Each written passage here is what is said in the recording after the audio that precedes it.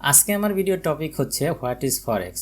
আজকের এই ভিডিওতে আমি খুব সহজ বাংলায় বোঝানোর চেষ্টা করব ফরেক্স কি এবং এটা কিভাবে কাজ করে, ফরেক্সের বিশালতা কতটুকু, ইত্যাদি ইত্যাদি। আপনি যদি একজন পুরাতন এবং অভিজ্ঞ ট্রেডার হয়ে থাকেন তাহলে আপনি এই ভিডিওটা এখানেই স্কিপ করে অন্য কোনো ভিডিওতে চলে যেতে পারেন। এই ভিডিওটা সম্পূর্ণ বিগিনারদের জন্য, যারা একদম নতুনভাবে ফরেক্স শুরু করতে চাচ্ছেন, জানতে চাচ্ছেন ফরেক্স কি। তাই আপনি যদি একজন নতুন ফরেক্স ট্রেডার হয়ে থাকে কিংবা ফরেক্স ট্রেডিং করবেন সঠিক কোনো গাইডলাইন পাচ্ছেন না, তাহলে আপনি আমার এই ভিডিওটি শুরু থেকে শেষ পর্যন্ত দেখতে পারেন। আজকের এই ভিডিওতে আমি খুব সহজে বোঝানোর চেষ্টা করব ফরেক্স কি, ফরেক্স মার্কেটে কিভাবে কাজ করতে হয়, ফরেক্স মার্কেটে প্রফিট লস কিভাবে হয়, সব কিছু। আসসালামু আলাইকুম, আমি লুৎফর, আপনারা দেখছেন লুৎফর ইনফো। ভিডিও শুরু করার আগে ছোট্ট একটা রিকোয়েস্ট করব, আপনি যদি আমার চ্যানেলে নতুন হয়ে থাকেন তাহলে অবশ্যই আমার এই চ্যানেলটি সাবস্ক্রাইব করে পাশে থাকা বেল আইকনে ক্লিক করে রাখতে পারেন। আমি online money making, forex trading এবং টেকনোলজি নিয়ে ভিডিও তৈরি করে থাকি। ভিডিওর শুরুতেই বলে রাখি, ফরেক্স একটি ঝুঁকিপূর্ণ ব্যবসা। এখানে আপনার বিনিয়োগের কিছু অংশ অথবা সম্পূর্ণই হারাতে পারেন। তাই ফরেক্স সম্পর্কে সঠিকভাবে না জেনে অথবা না শিখে বিনিয়োগ করবেন না। দ্বিতীয় হচ্ছে, যদিও আমি এই ভিডিওটি বাংলা ভাষায় তৈরি করছি, তবুও ফরেক্স করার আগে আপনাকে জেনে নিতে হবে আপনি যেখানে অবস্থান করছেন সেখানে ফরেক্স বৈধ কিনা। এবার তাহলে আসুন আমরা একটু বোঝার চেষ্টা করি ফরেক্স আসলে কি। ফরেন এক্সচেঞ্জ, এইটার শর্ট ফর্ম হচ্ছে ফরেক্স। কেউ কেউ আবার এটাকে এফএক্স বলেও ডেকে থাকে। ফরেক্স বৈদেশিক মুদ্রা কেনাবেচার একটি বিশাল বাজার বা মার্কেট। এখানে একটি দেশের মুদ্রার বিনিময়ে আরেকটি দেশের মুদ্রায় ক্রয় বিক্রয় হয়ে থাকে। উদাহরণস্বরূপ, আমেরিকার মুদ্রার নাম হচ্ছে ইউএসডি অর্থাৎ ইউএস ডলার। অন্যদিকে গ্রেট ব্রিটেন বা ইউকের কারেন্সির নাম হচ্ছে পাউন্ড বা জিবিপি।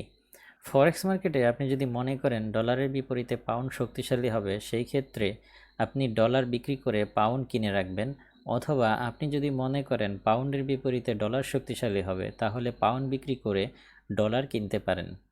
ডলার অথবা পাউন্ড ব্যতীত আরও বিভিন্ন দেশের কারেন্সি আছে যা ফরেক্স মার্কেটে আপনি ক্রয় বিক্রয় করতে পারবেন। আসুন আমরা বোঝার চেষ্টা করি ফরেক্সের লাভ ক্ষতি কীভাবে হয়ে থাকে। আপনি খেয়াল করলে দেখতে পাবেন যে কখনো কখনো ডলার টাকার বিপরীতে শক্তিশালী হচ্ছে, আবার কখনো কখনো টাকা ডলারের বিপরীতে শক্তিশালী হচ্ছে। ঠিক এমনিভাবে পৃথিবীর সমস্ত মুদ্রার বিপরীতেই হয়। সুতরাং আপনার যদি ডলার কেনা থাকে, ডলারের বিপরীতে পাউন্ডের দাম পড়ে গেলে আপনি ডলার বিক্রি করে পাউন্ড কিনে রাখতে পারেন।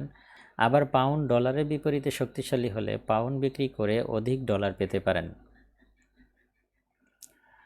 ধরুন আমরা মনে করছি আমাদের কাছে 100 ইউএস ডলার রয়েছে। এখন আমরা মার্কেট অ্যানালাইসিস করলাম। মার্কেট অ্যানালাইসিস করে আমাদের কাছে মনে হলো যে ডলারের বিপরীতে ইউরো শক্তিশালী হওয়ার সম্ভাবনা রয়েছে। সেই ক্ষেত্রে আমরা ইউএস ডলার সেল করে ইউরো ক্রয় করলাম। এই ক্ষেত্রে আমরা ধরে নিচ্ছি যে আমরা 100 ইউএস ডলার সেল করে 90 ইউরো পেলাম।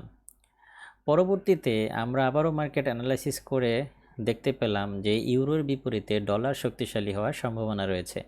সেই ক্ষেত্রে আমরা যেই 90 ইউরো পেলাম, সেই 90 ইউরো সেল করে দিয়ে আমরা ইউএস ডলার ক্রয় করলাম।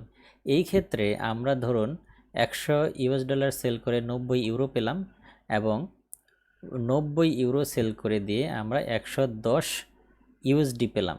এই ক্ষেত্রে আমাদের প্রফিট হলো 10 ইউএসডি অর্থাৎ $10।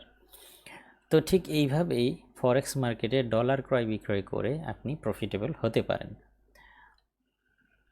অনুরূপভাবে আমাদের অ্যানালাইসিস যদি ভুল হয়, অর্থাৎ আমরা যে অ্যানালাইসিসটা করলাম যে ডলারের বিপরীতে ইউরো শক্তিশালী হবে, তাই ডলার সেল করে ইউরো ক্রয় করলাম, এবং পরবর্তীতে আবারও অ্যানালাইসিস করে দেখলাম ইউরোর বিপরীতে ডলার শক্তিশালী হবে। যখন আমরা ইউরো সেল করে ডলার কিনলাম, কিন্তু ইউরোর বিপরীতে ডলার শক্তিশালী হলো না। সেই ক্ষেত্রে আমরা আলোচনার স্বার্থে ধরে নিলাম যে আমাদের লস হলো। সেই ক্ষেত্রে আমরা 90 ইউরো সেল করে 90 ইউএস ডলার পেলাম। সেই ক্ষেত্রে কিন্তু আমাদের $10 লস হয়ে যাবে। ঠিক এইভাবেই ফরেক্সে যদি আপনার অ্যানালাইসিস ভুল হয়, আপনি যদি ফরেক্স মার্কেট অ্যানালাইসিস করতে ব্যর্থ হন, সেই ক্ষেত্রে আপনার প্রফিটের জায়গায় উল্টো লস হওয়ার সম্ভাবনা রয়েছে। এইটা সাধারণ একটু বেসিক নলেজ বোঝার জন্য আসলে এইভাবে বলা। প্রকৃতপক্ষে আরও অনেক বিস্তর আলোচনা রয়েছে কিভাবে লাভ লস হয়, কিভাবে আপনি মার্কেট অ্যানালাইসিস করবেন, কিভাবে আপনি টেকনিক্যাল, ফান্ডামেন্টাল, সেন্টিমেন্টাল অ্যানালাইসিস করবেন। তো এই বিষয়গুলোর উপরে আমার ধারাবাহিক টিউটোরিয়াল থাকবে আমার এই চ্যানেলে। তাই চ্যানেলটি সাবস্ক্রাইব করে পাশে থাকা বেল আইকনে ক্লিক করে রাখবেন। আমি একের পর এক এই বিষয়ে ধারাবাহিক টিউটোরিয়াল নিয়ে আসবো। আপনারা যদি প্রত্যেকটা টিউটোরিয়াল মনোযোগ সহকারে দেখেন, আমি আশা করি আপনারা সমস্ত কিছু পরিষ্কারভাবে বুঝে যাবেন। তো আসুন আমরা একটু বোঝার চেষ্টা করি ফরেক্স মার্কেটের আকার ঠিক কতটা বড়। Bank of international settlement BIS data অনুযায়ী 2016 সালে ফরেক্স মার্কেটে দৈনিক লেনদেনের পরিমাণ ছিল $5.1 ট্রিলিয়ন। এটা একটা বিশাল অঙ্ক আমার মতে। তাই ফরেক্স মার্কেট হচ্ছে সম্পূর্ণ একটি ডিসেন্ট্রালাইজড মার্কেট, অর্থাৎ এই মার্কেটটা এত বিশাল যে এখানে কারো হস্তক্ষেপ চলে না বা হস্তক্ষেপ করার ক্ষমতাও রাখে না। অন্যদিকে এখানে কোনো নির্দিষ্ট স্থান নেই যেখানে বিনিয়োগকারীরা গিয়ে কারেন্সি ট্রেড করবে।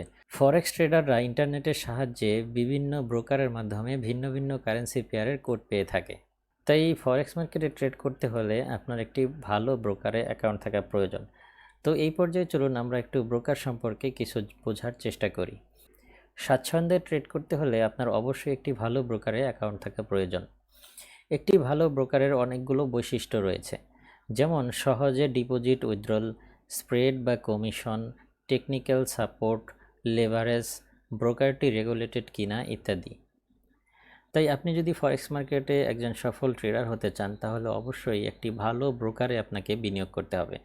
আপনি যদি একটি ভালো ব্রোকার চুজ করতে ব্যর্থ হন, সেই ক্ষেত্রে আপনার বিনিয়োগটি সম্পূর্ণই ঝুঁকির মুখে পড়বে। ফরেক্স মার্কেটে বর্তমানে একদম সত্যি কথা বলতে গেলে ব্যাঙের ছাতার মতো ব্রোকার তৈরি হয়েছে। আপনি যদি ফেসবুক ব্রাউজ করেন কিংবা ইউটিউব ব্রাউজ করেন, আপনার সামনে অনেক রকম অ্যাড চলে আসবে, অনেক অনেক আপনাকে লোভনীয় অফার দিবে অনেক ব্রোকার। তো এই বিষয়গুলো থেকে আপনাকে অবশ্যই সচেতন হতে হবে। আপনাকে অবশ্যই ফরেক্স মার্কেটে ট্রেড করার আগে একটি ভালো ব্রোকার আপনাকে বাছাই করতে হবে। তাই আমি আমার এই ভিডিওতে কিছু ভালো ব্রোকারের লিস্ট দিয়ে দিব ভিডিও ডেসক্রিপশনে। আপনারা সেই লিস্ট চেক করবেন, সেখানে কিছু ভালো ব্রোকারের লিস্ট আমি দিয়ে দিব। আপনারা চাইলে ওইসব ব্রোকারে অ্যাকাউন্ট খুলতে পারেন। তো এতক্ষণে নিশ্চয়ই আমি আশা করছি আপনারা বুঝে গিয়েছেন ফরেক্স কি। আসলে ফরেক্সের বিশালতা এত বড় যে এই ছোট্ট একটা ভিডিওতে সম্পূর্ণ ফরেক্স মার্কেট সম্পর্কে ব্যাখ্যা করে শেষ করা সম্ভব নয়। তাই ভিডিওটা লং হয়ে যাচ্ছে, তাই আজকের মতো এখানেই শেষ করছি। আপনারা যদি ফরেক্সের একদম জিরো থেকে A to Z পর্যন্ত শিখতে চান তাহলে চোখ রাখুন আমার এই চ্যানেলে। আমি ধীরে ধীরে চেষ্টা করব ধারাবাহিক টিউটোরিয়ালের মাধ্যমে প্রত্যেকটা পার্ট বাই পার্ট আমার এই চ্যানেলে টিউটোরিয়াল আকারে প্রকাশ করতে। আজকের ভিডিওটা এখানেই শেষ করছি। দেখা হবে পরবর্তী কোনো ভিডিওতে। সেই পর্যন্ত সবাই ভালো থাকবেন। আল্লাহ হাফেজ।